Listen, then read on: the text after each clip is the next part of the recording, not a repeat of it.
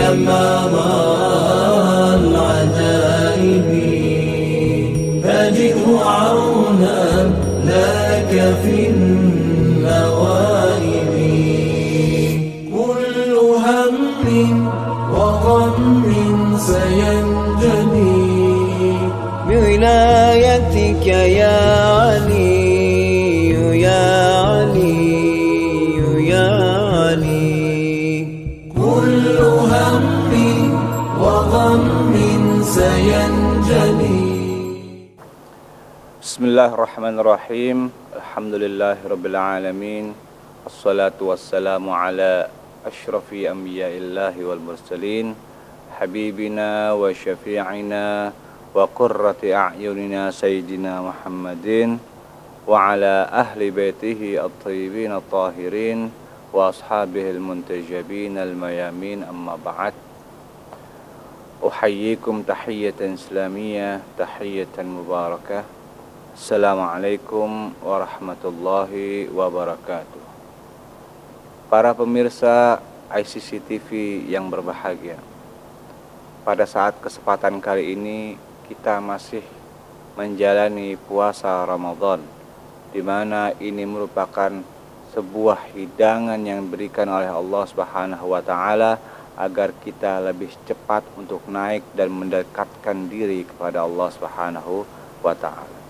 Dan juga di sini pada bulan-bulan ini, pada bulan yang seperti ini, kita disunnahkan lebih sering membaca daripada Al-Quran. Karena memang disebutkan dalam ayat A'udzubillahi minasyaitonirrajim, Syahrul Ramadhan alladzi unzila fihil Qur'an, bahwa bulan Ramadan adalah bulan di mana di situ diturunkannya Al-Quran. Al-Imam Muhammad Al-Baqir alaihi salatu wassalam juga pernah berkata bahwa kullu syai'in rabi' wa rabi'ul Qur'ani Ramadan. Setiap sesuatu itu pasti ada musim seminya, dan musim seminya Al-Quran adalah pada saat bulan Ramadan. Oleh karena itulah pada bulan seperti ini kita memang harus lebih menggiatkan lagi, bukan hanya membaca daripada Al-Quran, bukan hanya daripada melafadzkan ayat-ayat Al-Quran ataupun hanya menghafalkan daripada ayat-ayat Al-Quran, tapi juga berusaha untuk memahami daripada isi daripada Al-Quran. Karena Al-Quran adalah hudal linnas, karena Al-Quran adalah memberikan petunjuk kepada manusia. Bagaimana kalau Al-Quran itu sebagai sebuah petunjuk kepada manusia, tapi kita tidak memahami daripada Al-Quran. Kita hanya melafadzkan ayat-ayat yang ada di dalam Al-Quran, tapi tidak berusaha untuk memahami daripada Al-Quran. Maka yang seperti ini tentu saja kita tidak akan mendapatkan petunjuk daripada Allah Subhanahu wa taala. Kita sama saja membaca sesuatu yang tidak kita fahami dan kita menganggapnya itu sebagai sebuah ibadah. Padahal tujuan dan fungsi daripada Al-Quran itu sendiri adalah memberikan petunjuk kepada umat manusia. Dan petunjuk itu harus dicari, petunjuk itu harus dijerih upayakan agar kita dapat mendapatkan petunjuk itu. Dan untuk mendapatkan petunjuknya, minimal kita memahami daripada apa-apa yang kita baca. Enggak perlu banyak-banyakan berapa juz, berapa ayat, berapa maqta' yang kita baca di dalam sehari. Cukup berapa ayat yang telah kita pahami dan berusaha untuk kita praktekkan dalam kehidupan sehari-hari. Sehingga apa? Sehingga fungsi utama daripada Al-Quran yang sebagai hudal linnas, sebagai pemberi petunjuk kepada manusia itu benar-benar kita fungsikan. Karena itulah tujuan daripada diturunkannya Al-Quran. Oleh karena itulah ketika disebutkan di dalam ayat Al-Quran, A'udzubillahi minasyaitonirrajim, Bismillahirrahmanirrahim, ketika Allah Subhanahu wa taala itu menawarkan kepada gunung, Allah Subhanahu wa taala menawarkan kepada benda-benda lainnya selain daripada manusia untuk apa? Untuk menerima mandat mandat untuk memegang daripada Al-Qur'an. Tapi tidak ada satupun benda-benda yang ada di alam semesta ini apa? Menerima daripada mandat besar itu, yaitu apa? Berupa daripada Al-Qur'an. Tapi Allah Subhanahu wa taala memberikan daripada Al-Qur'an kepada manusia karena manusia dianggap mampu untuk mengemban tugas berat daripada mengaplikasikan ayat-ayat yang ada di dalam Al-Qur'an. Karena hakikat di dalam Al-Qur'an itu, hakikat ayat-ayat Al-Qur'an itu, hakikat daripada Al-Qur'an itu disebutkan oleh Allah Subhanahu wa taala di dalam ayatnya, lau anzalna hadzal qur'ani ala jabalin. Kalau seandainya Quran itu diturunkan oleh Allah Subhanahu wa taala ke atas gunung, la ra'aitahu khashi'an mutasaddi'a, maka engkau akan melihatnya apa? Bahwa gunung itu akan tertunduk dan juga akan bergetar. Min khasyatillah, karena ketakutan kepada Allah Subhanahu wa taala. Wa tilkal amsalu nadribuha linnasi la'allahum yatafakkarun. Dan contoh itu kita berikan kepada manusia agar manusia dapat berpikir. Berpikir apa? Berpikir bahwa sesungguhnya kalau seandainya Al-Quran yang kita pegang ini, yang kita baca setiap hari ini, hakikatnya yaitu apa? Bahwa Al-Quran itu dapat menggetarkan daripada seluruh gunung, dapat menggetarkan daripada alam semesta. Tapi kita membawanya itu tidak dalam keadaan menggetarkan daripada hati kita. Kalau seandainya ayat-ayat Al-Quran itu dapat menggetarkan daripada gunung, seharusnya ayat-ayat Al-Quran itu juga dapat menggetarkan daripada hati umat manusia yang membacanya. Oleh karena itulah, kalau seandainya hati kita tidak bergetar ketika kita membaca ayat-ayat Al-Quran, itu dikarenakan kita belum memahami daripada isi dan hakikat daripada Al-Quran.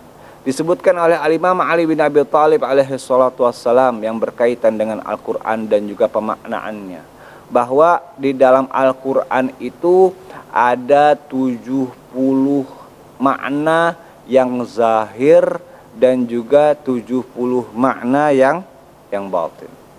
Jadi setiap permasalahan ataupun setiap ayat-ayat Al-Quran yang kita baca itu memiliki 70 makna zahir dan juga memiliki 70 makna batin.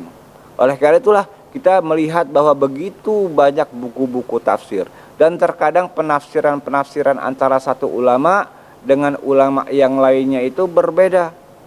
Maka kalau seandainya kita mengambil daripada apa yang dikatakan oleh Al-Imam Ali bin Abi Thalib, bahwa pemaknaannya itu memiliki 70 pemaknaan yang berbeda, bisa jadi apa yang dikatakan oleh ulama A itu juga benar, dan juga apa yang dikatakan oleh ulama B itu juga benar. Karena itu bisa jadi adalah makna daripada Al-Quran. Jadi kita tidak boleh hanya memaknai Al-Quran itu hanya dengan satu makna saja. Apalagi Al-Quran memiliki 70 makna zahir dan juga memiliki 70 makna batin. Bisa jadi berbagai macam penafsiran-penafsiran yang berbeda, bisa jadi semuanya itu adalah benar. Bisa jadi semuanya itu adalah memang makna hakiki daripada ayat Al-Quran. Allah Subhanahu wa taala memang ingin mendalamkan daripada pemaknaan Al-Quran sehingga apa? Sehingga makna-makna yang difahami oleh manusia itu berbeda-beda karena sesuai dengan kapasitas dan juga kemampuan manusia ketika menafsirkan daripada Al-Quran. Tapi kita mengetahui bahwa Al-Quran itu memang pemahaman kita terhadap Al-Quran pun itu juga bertingkat-tingkat. Disebutkan oleh dalam ayat-ayat Al-Quran berkaitan dengan hal itu bahwa a'udzubillahi minasyaitonirrajim, dzalikal kitabu la raiba fihi hudal lil muttaqin. Bahwa ayat Al-Quran itu disebutkan dzalikal kitabu la raiba fihi, adalah kitab yang tidak ada keraguan sedikit pun di dalamnya. Dan itu merupakan hudal lil muttaqin. Bahwa Al-Quran itu adalah petunjuk yang diberikan kepada orang-orang yang bertakwa kepada Allah Subhanahu wa taala. Dan juga disebutkan bahwa di sini dalam ayat ini Allah mengatakan bahwa Al-Quran hanyalah petunjuk bagi orang-orang yang bertakwa. Tapi dalam ayat yang lain disebutkan bahwa Al-Quran adalah hudal linnasi wa bayyinatim minal huda wal furqan. Bahwa Al-Quran adalah petunjuk bagi seluruh manusia. Jadi ada ayat-ayat Al-Quran itu yang ada ayat-ayat Al-Quran yang hanya bisa difahami oleh orang-orang yang bertakwa. Tapi juga ada ayat-ayat Al-Quran yang bisa difahami oleh seluruh manusia. Jadi pemahaman seorang yang bertakwa ketika mereka membacakan Al-Quran itu tentu berbeda dengan pemahaman seorang manusia biasa yang tidak termasuk daripada orang-orang bertakwa. Jadi pemaknaan Al-Quran pun itu berbeda-beda sesuai daripada tingkat keimanan daripada seseorang. Semakin tinggi keimanan daripada seseorang, maka semakin tinggi pula pemahaman kita terhadap ayat-ayat Al-Quran. Oleh karena itulah maka disebutkan, misalnya saya contohkan berkaitan dengan penafsiran Bismillahirrahmanirrahim. Ba-nya saja ya, dalam kata-kata bismillah dengan nama Allah Subhanahu wa taala, dengan nama Allah Subhanahu wa taala yang Maha Pengasih dan juga Maha Penyayang itu, ba-nya saja disebutkan oleh para ulama di situ memiliki 14 makna. Ada yang mengatakan bahwa ba yang di situ adalah bima'nal isti'anah. Adalah bermakna bahwa itu bermakna permintaan pertolongan kepada Allah Subhanahu wa taala. Jadi ketika kita mengatakan bismillah, sama saja kita mengatakan saya meminta tolong dengan menyebut nama Allah Subhanahu wa taala. Ada juga yang mengatakan bahwa makna ba itu terkadang bermakna sebagian. Yaitu apa? Misalnya contoh di dalam ayat yang berkaitan dengan wudu, biru'usikum wa arjulakum. Yaitu apa? Wamsahu biru'usikum wa arjulakum. Di situ disebutkan apa? Maka basuhlah sebagian kepala kalian dan juga sebagian daripada kaki kalian. Jadi makna ba di situ itu juga bisa bermakna daripada sebagian. Dan ada 14 makna-makna yang lain yang berkaitan dengan huruf ba.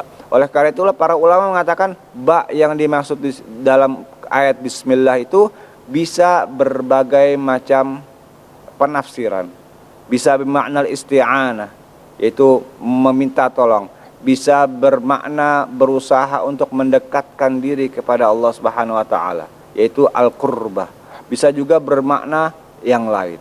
Oleh karena itulah para ulama di situ ketika mengatakan bismillah bisa jadi itu memiliki makna-makna yang berbeda.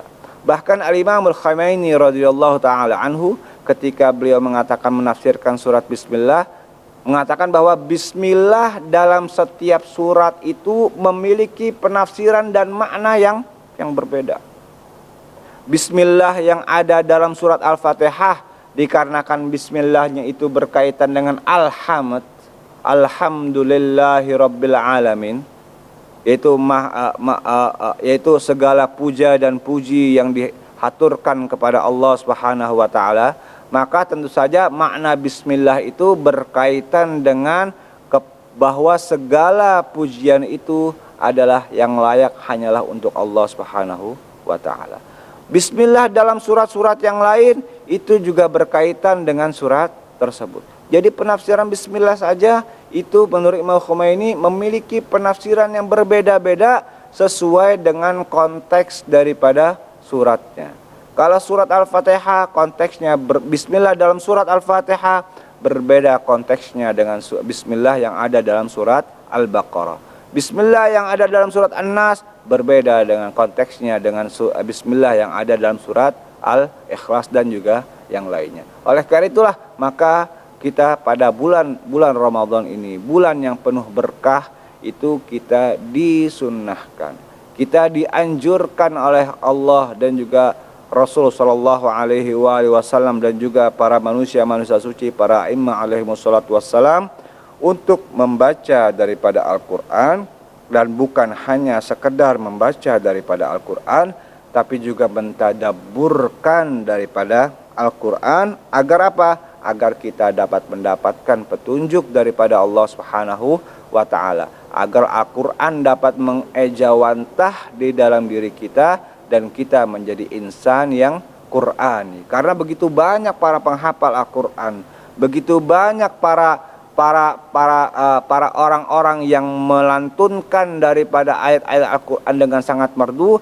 tapi mereka adalah orang-orang yang disebutkan di dalam sejarah misalnya sebagai orang-orang yang membenci daripada Ahlul Baitun Nubuwah Muhammad sallallahu alaihi wasallam. Sebagaimana yang kisah yang sangat terkenal pada sebelum daripada perang Nahrawan, Al-Imam Ali bin Abi Thalib alaihi salatu wassalam pada malam hari berjalan bersama dengan sahabatnya.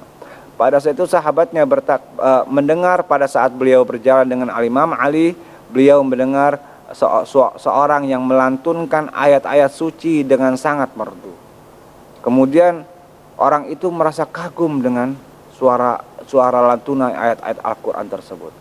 Kemudian Al-Imam Ali bin Abi Thalib alaihissalam mengatakan bahwa, ketahuilah wahai sahabatku, bahwa orang yang kau dengarkan itu akan berada di barisan orang-orang yang menentang daripada Al-Imam Ali bin Abi Thalib alaihi salatu wassalam. Oleh karena itulah betullah ketika perang Nahrawan, Al-Imam Ali bin Abi Thalib memanggil sahabatnya dan mengatakan, wahai sahabatku, ketahuilah bahwa orang yang mati ini adalah orang yang pernah engkau dengar suara Al-Qur'annya yang sangat merdu, sehingga engkau merasa terenyuh dengan bacaan-bacaan daripada Al-Quran. Nah, mereka tapi akhirnya apa? Tapi akhirnya mereka adalah orang-orang yang melawan daripada Al-Imam Ali bin Abi Thalib alaihi salatu wassalam. Nah, mereka hanyalah orang-orang yang membaca Al-Quran.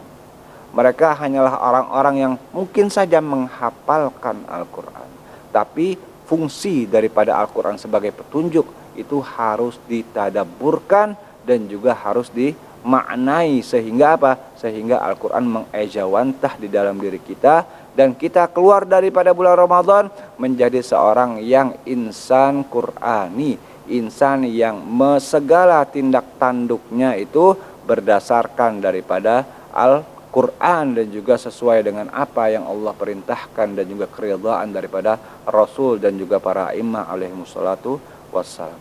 Saya kira sampai di sini saja apa yang dapat saya sampaikan. Wal afu minkum wabillahi taufiq wal hidayah. Wassalamualaikum warahmatullahi wabarakatuh. Bismillahirrahmanirrahim. Allahumma salli ala Muhammadin wa ali Muhammad. اللهم إني أفتتح الثناء بحمدك وأنت مسدد للصواب بمنك وأيقنت أنك أنت أرحم الراحمين في موضع العفو والرحمة وأشد المعاقبين في موضع النكال والنقمة وأعظم المتجبرين في موضع الكبرياء والعظمة. اللهم أذنت لي في دعائك ومسألتك فاسمع يا سميع مدحتي وأجب يا رحيم دعوتي وأقل يا غفور عثرتي فكم يا إلهي من كربة قد فرجتها وهموم قد كشفتها وعثرة قد أقلتها ورحمة قد نشرتها وحلقة بلاء قد فككتها. الحمد لله الذي لم يتخذ صاحبة ولا ولدا ولم يكن له شريك في الملك ولم يكن له ولي من الذل وكبره تكبيرا. الحمد لله بجميع محامده كلها على جميع نعمه كلها. الحمد لله الذي لا مضاد له في ملكه ولا منازع له في أمره. الحمد لله الذي لا شريك له في خلقه ولا شبيه له في عظمته. الحمد لله الفاشي في الخلق أمره وحمده الظاهر بالكرم مجده الباسط بالجود يداه الذي لا تنقص خزائنه ولا تزيده كثرة العطاء إلا جودا وكرما إنه هو العزيز الوهاب. اللهم إني أسألك قليلا من كثير مع حاجة بي إليه عظيمة وغناك عنه قديم وهو عندي كثير وهو عليك سهل يسير. اللهم إن عفوك عن ذنبي وتجاوزك عن خطيئتي وصفحك عن ظلمي وسترك على قبيح عملي وحلمك عن كثير جرمي عندما كان من خطئي وعمدي أطمعني في أن أسألك ما لا أستوجبه منك الذي رزقتني من رحمتك وأريتني من قدرتك وعرفتني من إجابتك فصرت أدعوك آمنا وأسألك مستأنسا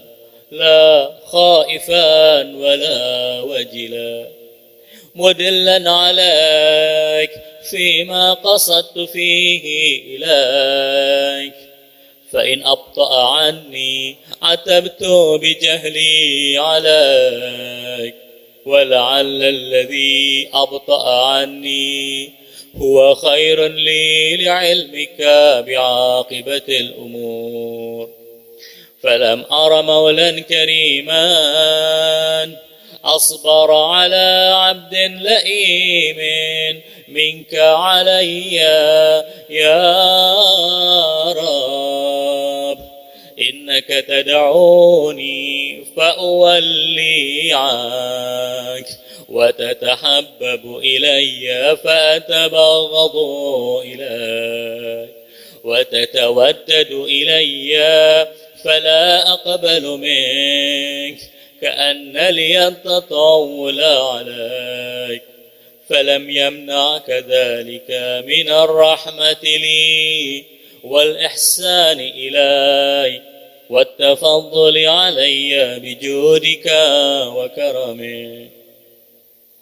فارحم عبدك الجاهل وجد عليه بفضل إحسانك إنك جواد كريم.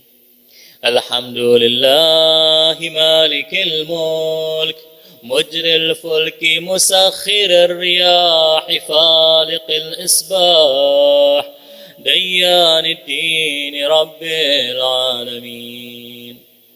الحمد لله على حلمه بعد علمه والحمد لله على عفوه بعد قدرته والحمد لله على طول أناته في غضبه وهو قادر على ما يريد. الحمد لله خالق الخلق باسط الرزق فالق الإصباح ذي الجلال والإكرام والفضل والإنعام الذي بعد فلا يرى وقرب فشهد النجوى تبارك وتعالى. الحمد لله الذي ليس له منازع يعادله ولا شبيه يشاكله ولا ظهير يعاضده. قهر بعزته الأعزاء وتواضع لعظمته العظماء فبلغ بقدرته ما يشاء. الحمد لله الذي يجيبني حين أنادي ويستر علي كل عورة وأنا أعصيه ويعظم النعمة علي فلا أجازي. فكم من موهبة هنيئة قد أعطاني وعظيمة مخوفة قد كفاني وبهجة مونقة قد أراني فأثني عليه حامدا وأذكره مسبحا. الحمد لله الذي لا يهتك حجابه ولا يغلق بابه ولا يرد سائله ولا يخيب آمله. الحمد لله الذي يؤمن الخائفين وينجي الصالحين ويرفع المستضعفين ويضع المستكبرين ويهلك ملوكا ويستخلف آخرين. والحمد لله قاصم الجبارين مبير الظالمين مدرك الهاربين نكال الظالمين صريخ المستصرخين موضع حاجات الطالبين معتمد المؤمنين. الحمد لله الذي من خشيته ترعد السماء وسكانها وترجف الأرض وعمارها وتموج البحار ومن يسبح في غمراتها. الحمد لله الذي هدانا لهذا وما كنا لنهتدي لولا أن هدانا الله.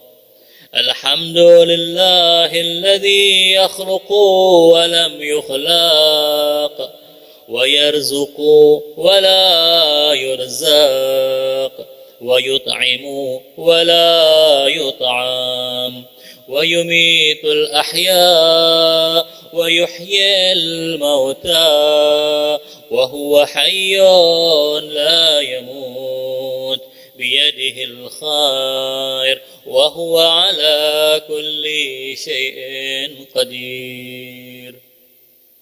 اللهم صل على محمد عبدك ورسولك وأمينك وصفيك وحبيبك وخيرتك من خلقك وحافظ سرك ومبلغ رسالاتك أفضل وأحسن وأجمل وأكمل وأزكى وأنمى وأطيب وأطهر وأسنى وأكثر ما صليت وباركت وترحمت وتحننت وسلمت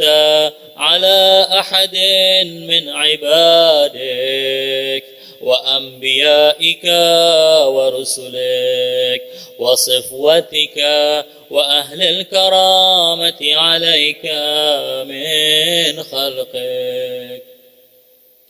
اللهم وصل على علي أمير المؤمنين ووصي رسول رب العالمين عبدك ووليك وأخي رسولك وحجتك على خلقك وآيتك الكبرى والنبأ العظيم.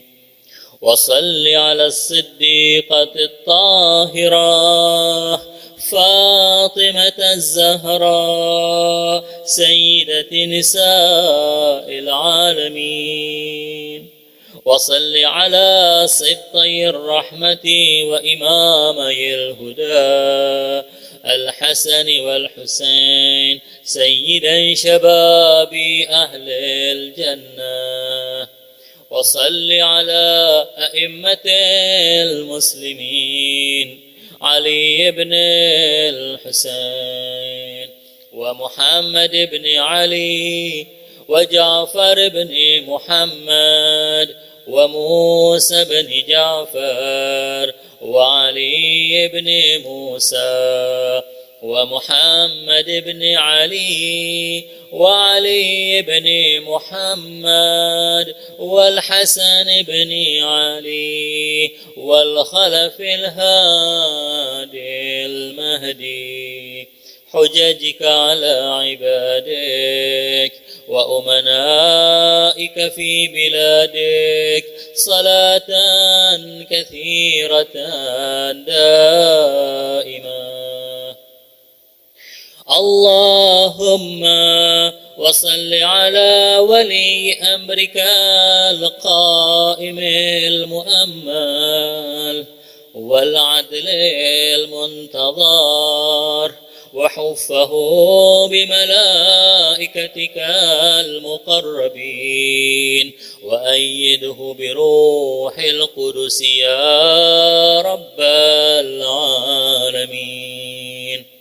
اللهم اجعله الداعي إلى كتابك والقائم بدينك استخلفه في الأرض كما استخلفت الذين من قبله. مكن له دينه الذي ارتضيته له أبدله من بعد خوفه أمنا يعبدك لا يشرك بك شيئا. اللهم أعزه وأعزز به، وانصره وانتصر به، وانصره نصرا عزيزا، وافتح له فتحا يسيرا، واجعل له من لدنك سلطانا نصيرا. اللهم أظهر به دينك وسنة نبيك، حتى لا يستخفي بشيء من الحق مخافة أحد من الخلق. اللهم إنا نرغب إليك في دولة كريمة تعز بها الإسلام وأهله، وتذل بها النفاق وأهله، وتجعلنا فيها من الدعاة إلى طاعتك والقادة إلى سبيلك، وترزقنا بها كرامة الدنيا والآخرة. اللهم ما عرفتنا من الحق فحملنا، وما قصرنا عنه فبلغنا.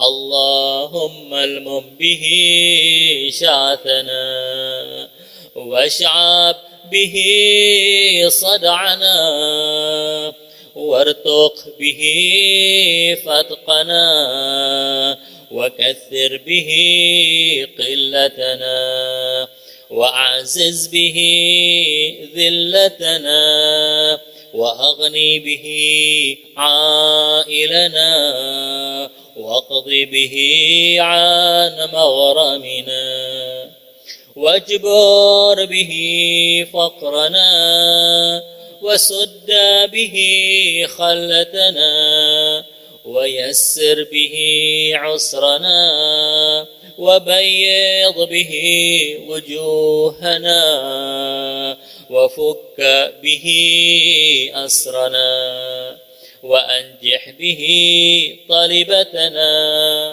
وأنجز به مواعيدنا، واستجب به دعوتنا، وأعطنا به سؤلنا، وبلغنا به من الدنيا والآخرة آمالنا، وأعطنا به فوق رغبتنا. يا خير المسؤولين وأوسع المعطين، اشف به صدورنا، وأذهب به غيظ قلوبنا، واهدنا به لما اختلف فيه من الحق بإذنك، إنك تهدي من تشاء إلى صراط مستقيم. وانصرنا به على عدوك وعدونا، إله الحق. آمين. اللهم إنا نشكو إليك فقد نبينا صلواتك عليه وآله، وغيبة ولينا، وكثرة عدونا، وقلة عددنا، وشدة الفتن بنا، وتظاهر الزمان علينا. فصل على محمد وآله، وأعنا على ذلك بفتح منك تعجله، وبضر تكشفه، ونصر تعزه، وسلطان حق تظهره، ورحمة منك تجللناها وعافية منك تلبسناها برحمتك يا